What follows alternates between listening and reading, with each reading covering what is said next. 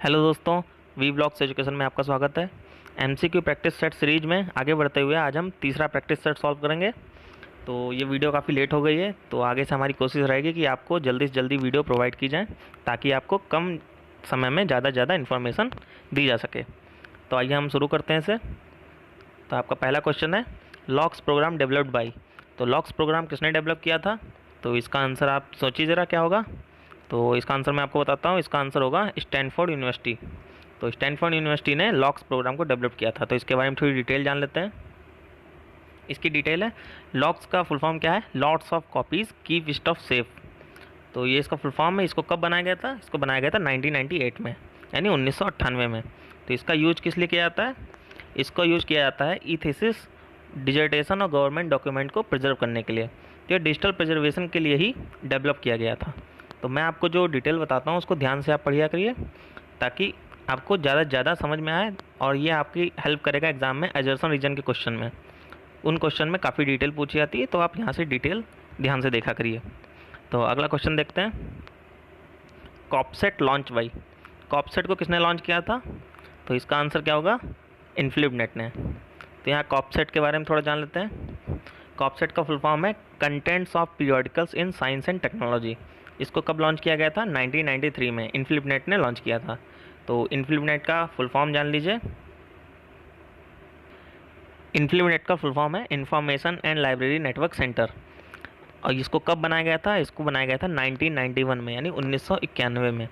तो यहाँ पे इसको ध्यान रखिएगा, दोनों की ईयर आप ध्यान रखिएगा अलग अलग। तो कॉपसेट के बारे में मैंने आपको बता दिया है। अगले क्वेश्चन पे चलते हैं। अगला क्वेश्चन है, एबगिला इज़ पब्लिश्ड बाय। जो एबगिला है ये कौन पब्लिश करता है? तो इसका आंसर हम देखते हैं। ये करता है ILA, यानी इंडियन लाइब्रेरी एसोसिएशन। तो इसके बारे में थोड़ी डिटेल देखते हैं। आप एबगिला का फुल फॉर्म देखिए तो एनुअल्स बुलेटिन ग्रंथालय ऑफ इंडियन लाइब्रेरी एसोसिएशन। इसके नाम में ही ILA है। तो यहाँ पे आप इससे समझ सकते हैं कि इसको ILA ही पब्लिश करता है। तो इसको कब पब्लिश किया गया था? ये 1949 में पब्लिश किया गया था, तब इसकी शुरुआत हुई थी। तो अब ILA के बारे में थोड़ा जान लेते हैं। ILA क्या है? Indian library association. इसको कब फाउंड किया गया था, कब बनाया गया था? इसको बनाया गया था 13 सितंबर 1933, यानी 1933 में। इसका हेडक्वार्टर न्यू दिल्ली में स्थित है।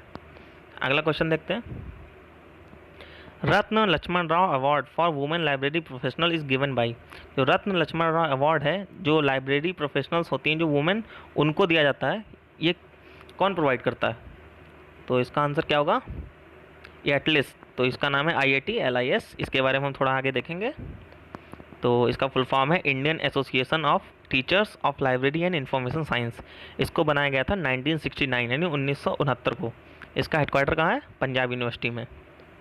तो अगले क्वेश्चन चलते हैं। अगला क्वेश्चन है, सार्क डॉक्यूमेंटेशन सेंटर, यानी SDC इसका शॉर्ट फॉर्म है, सिचुएटेड इन। कहाँ पे सिचुएटेड है? तो यहाँ पे आंसर देख लीजिए। इसका आंसर होगा न्यू दिल्ली। तो इसके बारे में आपको डिटेल बताता हूँ थोड़ी। इसको 1994, यानी 1994 में सेटअप किया गया था निस्केयर में, जो न्यू दिल्ली में स्थित है। इसको as a regional centre use किया गया था सार्क के। तो सार्क का फुल फॉर्म क्या होता है? South Asian association for regional cooperation.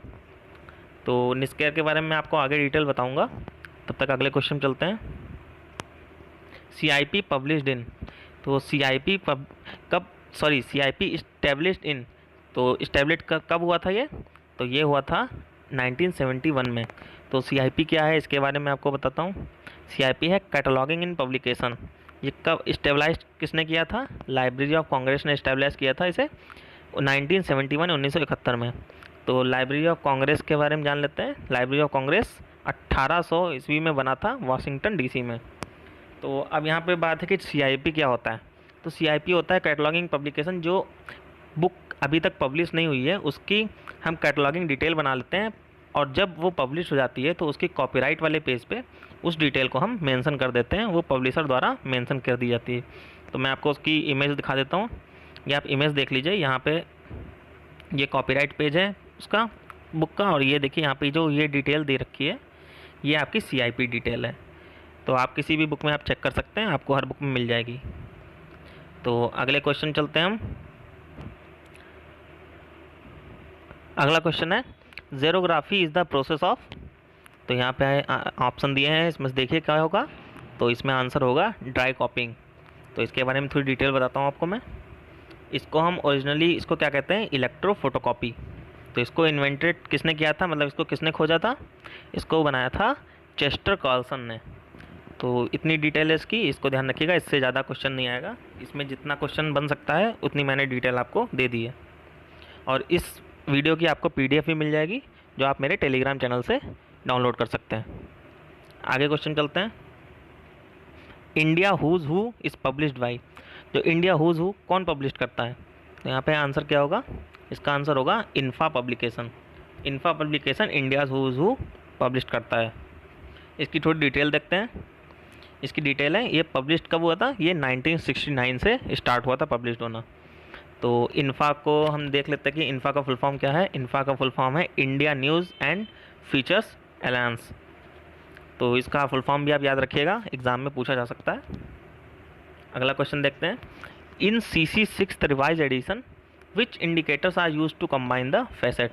मतलब CC यानी कोलन क्लासिफिकेशन के छठे संस्करण में जो कौन कौन से इंडिकेटर PMEST को इंडिकेट करते थे। तो यहाँ पे हम इसका आंसर देख सकते हैं। इसका आंसर है सेकंड वाला ऑप्शन है, इसमें comma, semi colon, colon, dot और सिंगल इन्वर्टेड कॉमा है, और ये इसी क्रम में रहेगा। इसको मैं आपको डिटेल आगे बताता हूँ। हम पर्सनैलिटी के लिए कॉमा यूज करते हैं, मैटर के लिए सेमी कोलन, एनर्जी के लिए कोलन और स्पेस के लिए डॉट और टाइम के लिए हम सिंगल इन्वर्टेड कॉमा यूज करते हैं।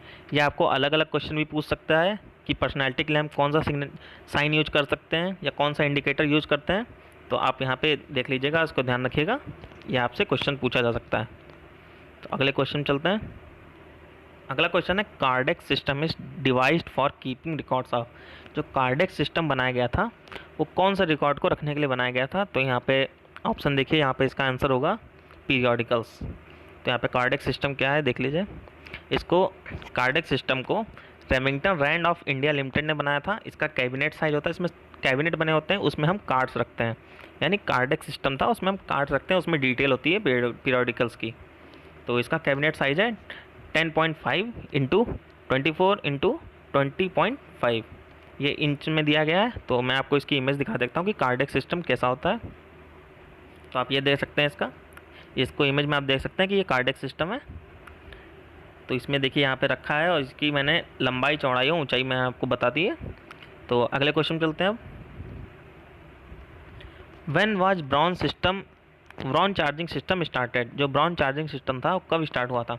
तो चार्जिंग सिस्टम से आप क्या समझते हैं, चार्जिंग सिस्टम होता है कि जब हम किसी लाइब्रेरी में जाते हैं, जो हम बुक को बोरो करते हैं या हम उसको वापस करते हैं, तो वो चार्जिंग सिस्टम के अंतर्गत आता है। तो ये सबसे पुराना चार्जिंग सिस्टम है, ब्रॉन्ज चार्जिंग सिस्टम। तो इसको कब बनाया गया था, ये बना था 1895 यानी 1895 में। तो इसके बारे में थोड़ी डिटेल देखते हैं। ये यूज होता था लोनिंग लाइब्रेरी बुक्स, और इसको डेवलप किसने किया था, नीना ब्राउन ने। तो यहाँ पे ये चीज़ें ध्यान रखिएगा, एग्ज़ाम के दृष्टि से काफ़ी महत्वपूर्ण है। और जो भी मैं डिटेल बता रहा हूँ उसको आप ध्यान से सुना करिए, जो मैं एक्स्ट्रा डिटेल बताता हूँ आपको। तो अगले क्वेश्चन चलते हैं। CAP was launched by INSDOC now NISCAIR. तो इंसडॉक का नाम अब चेंज हो चुका है, इसको निस्केयर के नाम से जाना जाता है। तो इसने एक CAP प्रोग्राम लॉन्च किया था। तो उसका हम देखते हैं कब लॉन्च किया था उसको लॉन्च किया था 1975 को, यानी 1975 को CAP प्रोग्राम लॉन्च हुआ था। तो CAP की फुल फॉर्म क्या है, तो CAP की फुल फॉर्म है सेंट्रलाइज्ड एक्विजिशन ऑफ पीरियोडिकल्स। तो ये निस्केयर ने लॉन्च किया था, यानी इंसडॉक नाम अब चेंज हो चुका है। हालांकि एक और नाम है कैप्स, CAPS, इसको भी निस्केयर ने बनाया था, मगर ये एक सर्विस है, और जो मैंने CAP बताया है वो एक प्रोजेक्ट है। तो इस सर्विस को भी हम जान लेते हैं, इसका फुल फॉर्म क्या है। इसका फुल फॉर्म है contents extracts and photocopy service. तो यहाँ पे S एक्स्ट्रा लगा है, तो आप यहाँ से ध्यान रखिएगा, इन दोनों में कंफ्यूज नहीं होना है आपको। कैप और कैप्स दोनों निस्केयर ने बनाए हैं, और दोनों की फुल फॉर्म मैंने आपको दे दिया है। अब हम थोड़ी डिटेल देखते हैं इंसडॉक के बारे में। तो इंसडॉक कब बना था, 1952। इसका फुल फॉर्म क्या है, Indian national scientific documentation centre. तो हालांकि अब इसका नाम चेंज हो चुका है, तो उसके बारे में भी थोड़ी डिटेल देख लेते हैं। तो 30 सितंबर 2002 यानी 30 सितंबर 2002 में इंसडॉक और निस्कॉम दोनों मर्ज होकर निस्केयर बनाया था इन्होंने। तो निस्केयर का फुल फॉर्म क्या है, national institute of science communication and information resource. तो इस डिटेल को आप ध्यान से पढ़ लीजिएगा, कंफ्यूज नहीं होना इनमें, मैंने आपको एकदम क्लियर कर दिया है, दोनों चीज़ें अलग अलग दे रखी हैं, तो आप इन दोनों को याद कर लीजिएगा, एग्ज़ाम में पूछा जा सकता है। तो आज की वीडियो यहीं पर समाप्त होती है। अगर आपको वीडियो अच्छी लगे तो लाइक करिए, अपने दोस्तों के साथ शेयर करिए और मेरे चैनल को सब्सक्राइब कर लीजिए। Thank you.